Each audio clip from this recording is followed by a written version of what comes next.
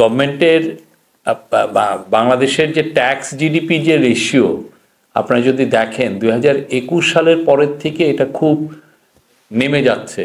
এটা কোভিডের পরের থেকে এটা এখন এমন একটা জায়গায় এসছে যে সেই জায়গায় আপনার এখন এই বছর 5 মাসে আমাদের রেভিনিউ শর্টফল হয়েছে 42,000 কোটি টাকা।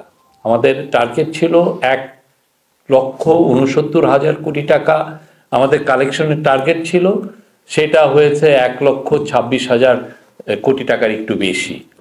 তো সেই জায়গায় আসলে ভ্যাটটা আমাদের মানে যে জায়গায় আমরা দেখছি। আরেকটা হচ্ছে যে বাংলাদেশের ওয়ার্ল্ডের ওয়ান অফ দ্য ট্যাক্স জিডিপিও রেশিও হিসেবে বা রেভিনিউ জিডিপি রেশিও হিসেবে ওয়ান অফ দ্য বলবো যে বাংলাদেশেরটাও হচ্ছে one of the lowest in the world.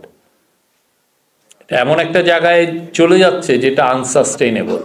বাংলাদেশের গ্রোথের জন্য, বাংলাদেশের মানুষের ওয়েলবিংয়ের জন্য বাংলাদেশের ট্যাক্স জিডিপি রেশিওটা একটা জায়গায় আমাদেরকে নিতেই হবে।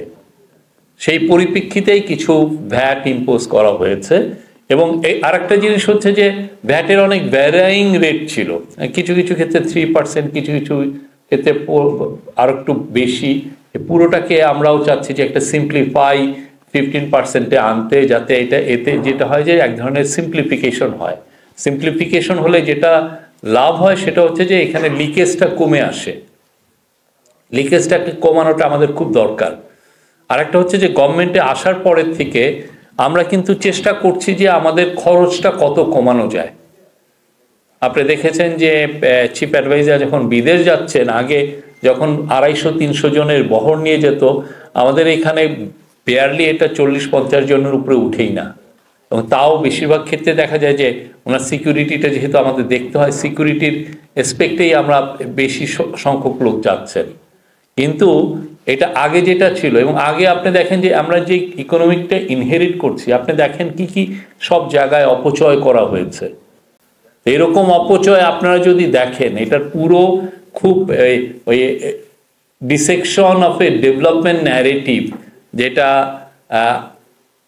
দেবপ্রিয় ভট্টাচার্য যেটার অথর করেছেন, আরো 12 জন এক্সপার্টের সহ। আপনার পুরোটা যদি পড়েন, আমি সবাইকে রিকোয়েস্ট করব আপনি পুরোটা পড়বেন, কিভাবে জনগণের টাকাগুলোকে তারা অপচয় করেছেন এবং লুটপাট করেছেন। তার কিছু নমুনা এখন আপনার ব্রিটিশ প্রেসে দেখছেন।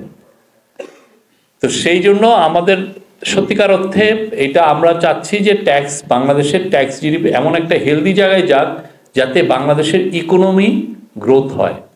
আপনার ট্যাক্স জিডিপির কমে যাওয়া মানে হচ্ছে আপনার যেই ঋণ আপনি করছেন সে এমনও হতে পারে যে আপনার ঋণ শোধ করা সম্ভব না হতে পারবে, বা বাংলাদেশের যে সমস্ত ডেভেলপমেন্ট নিডগুলো লাগে সেগুলো আপনার হয়তো বা এক্সপেন্ডিচার মিট করতে পারছেন না।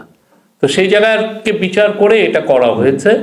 এবং আমরা আশা করছি বাংলাদেশের এই সামনের দিনগুলোতে মানে বাংলাদেশের মানুষের উন্নয়নেই এই টাকাগুলো ব্যয় হবে।